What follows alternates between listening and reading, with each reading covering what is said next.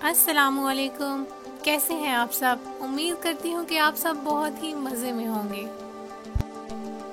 ताजमहल दुनिया के खूबसूरत महलों में से एक महल है। ये दुनिया के 7 अजायबात में से भी एक है। शाहजहां ने अपनी जवानी में कई शादियां की, लेकिन सबसे ज़्यादा मोहब्बत उसको अपनी तीसरी बीवी, जिसका नाम अर्जुमंद बानो बेगम था, उससे थी, जो कि मुमताज़ महल के नाम से मशहूर है। उनमें 19 साल इत्तेफाक रहा।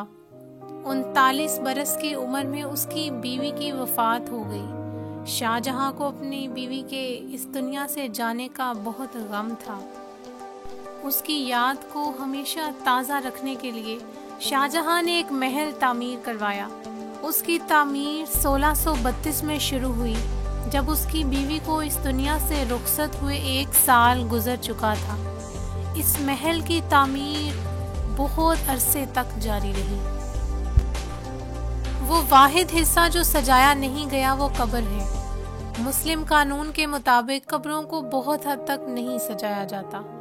इस महल के 4 मीनार हैं और मीनारों को तिरछा बनाया गया है। ये इसलिए इस तरह से बनाया गया है कि किसी भी हादसे की सूरत में ये टूट न सके।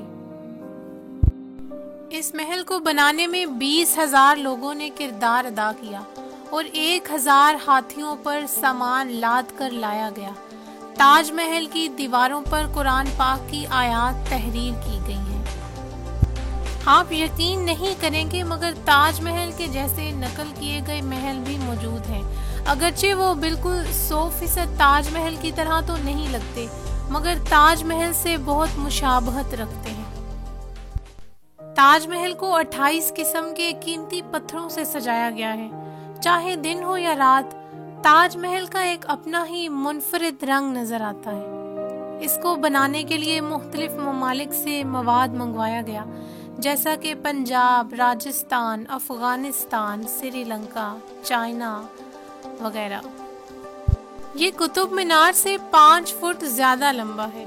शाहजहां ने इसको बनाने के लिए उस जमाने में 32 मिलियन खर्च किए, जो कि US डॉलर्स के मुताबिक आजकल के वक्त में कई करोड़ डॉलर्स बनते हैं।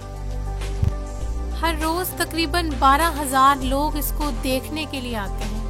शाहजहां ने अपने लिए भी एक ताजमहल अलग बनवाना शुरू किया था, जिसको ब्लैक ताजमहल का नाम दिया जाता है।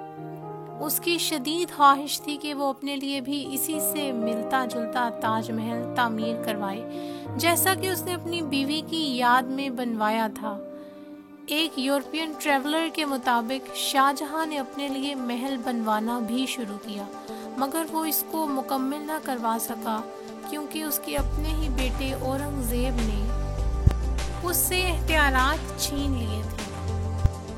ताजमहल सुबह के वक्त गुलाबी गुलाबी सा नजर आता है, शाम में ये दूधिया नजर आता है, और जब चांद चमकता है तो ये सुनहरा नजर आता है। जब आप ताजमहल से दूर जाते हैं तो ये आपको और बड़ा नजर आने लगता है, और जूं-जूं उसके करीब जाएंगे वो छोटा नजर आने लगेगा। ताजमहल में किसी भी किस्म की रोशनी की जरूरत नहीं है। ये ऐसे पत्थरों से बनाया गया है जिनकी चमक कुदरती रोशनी में वाज़े नजर आती है।